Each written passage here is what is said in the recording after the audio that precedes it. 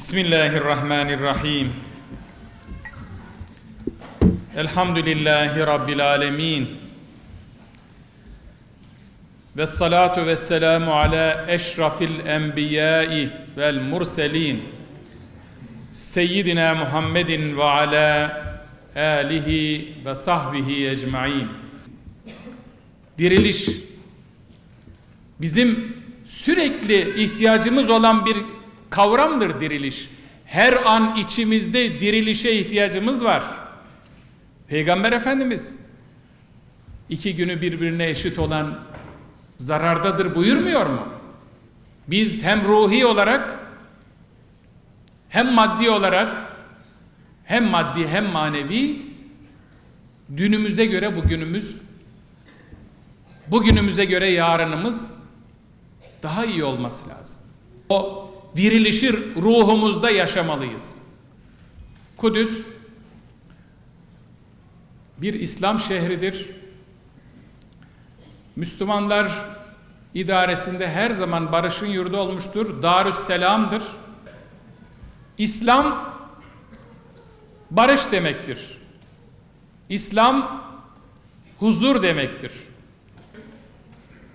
Tefsir ne kadar Kur'an'a dayanıyorsa, kelam ne kadar Kur'an'a dayanıyorsa, fizik de Kur'an'a dayanabiliyor, astronomi de, tıp da, yani kimya da, yani ne diyebiliriz? Fen bilimleri, sosyal bilimleri.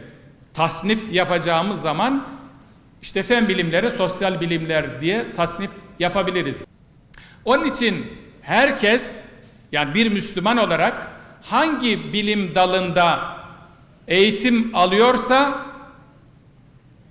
kendisini o eğitim dalında daha iyi yetiştirmek, hele ben bu alanda eğitimimi alırsam Kur'an-ı Kerim'i daha iyi anlarım, İslam'ı daha iyi anlarım niyetiyle okursa bir kitabı nafile ibadet yapmış olur. İslam sadece Müslümanların huzurunu değil, inancı ne olursa olsun, düşüncesi ne olursa olsun, herkesin huzurunu düşünen bir din, bir sistem, İslam. Yani şunu söyleyeyim, bir Müslümanla bir Hristiyan, tarihte çok örnekleri var. Bir Yahudi, hangisi haklı ise o muhafaza altına alınır. Haklı olan, İslam tarihinde bir Yahudinin yerine, haksız yere Müslümanlar cami yaptığı için kadı, hakim camiyi yıktırmıştır. Yahudi razı değil diye camiyi yıktırmıştır. Bu kadar özgürlük vardır. Gazze'de yapılan, Filistin'de yapılan bu zulüm, bu katliam, işgal kime faydası var? Dolayısıyla insanların aklını başına devşirmesi lazım. O yüzden İslam en büyük nimettir. Yeryüzünün İslam geldiği dönemde 1400 sene önce İslam'a ihtiyacı ne kadar varsa bugün de o kadar var. Kıyamete kadar da yeryüzünün İslam'a hep ihtiyacı olacaktır. Bunu aklımızdan çıkarmayalım. Amin. Euzu billahi mineşşeytanirracim. Bismillahirrahmanirrahim. Elhamdülillahi Rabbil alemin. Vessalatu vesselamu ala Resulina Muhammedin ve ala alihi ve sahbihi ecmaîn. Allahümme Rabbena ya Rabbena teqabbel minna inneke entes semi'ul alim. Ve tub aleyna ya Mevlana inneke entet tevvabur rahim. İlahi ya Rabbi, hasaten uzun zamandan beri İsrail'in zulmü altında inim inleyen ve bu katliamlarda vefat eden Filistinli şehitlerimize rahmet eyle ya Rabbi. Kabirlerini cennet bahçelerinden bir bahçeyle ya Rabbi. İlahi ya Rabbi, yaralı olanlar var. Onlara acil şifalar nasip eyle ya Rabbi. İlahi ya Rabbi, zalimleri kahru perişan eyle.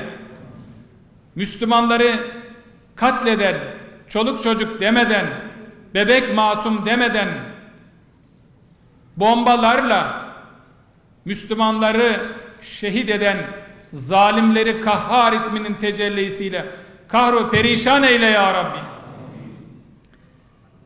İlahi ya Rabbi, dünyanın gözü önünde oluyor bu olaylar.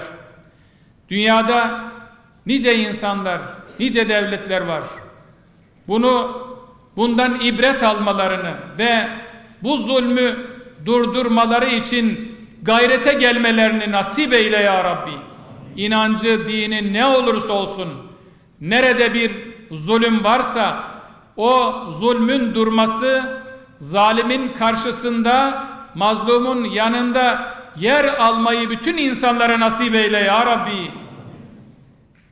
İlahi ya Rabbi, vatanımız, memleketimiz, ezanımız, bayrağımız için sınırlarımızın içerisinde ya da dışarısında mücadele eden Mehmetçiğimiz, askerimiz var.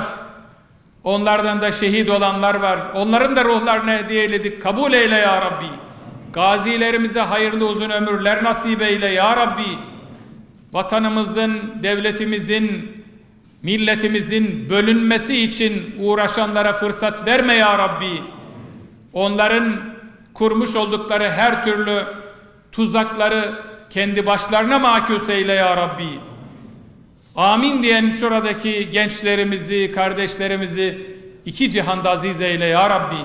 Kendilerine hayırlı ömürler nasip eyle ya Rabbi. Kâfi ehli iman ve ehli İslam ervahı için, Allah rızası için El Fatiha.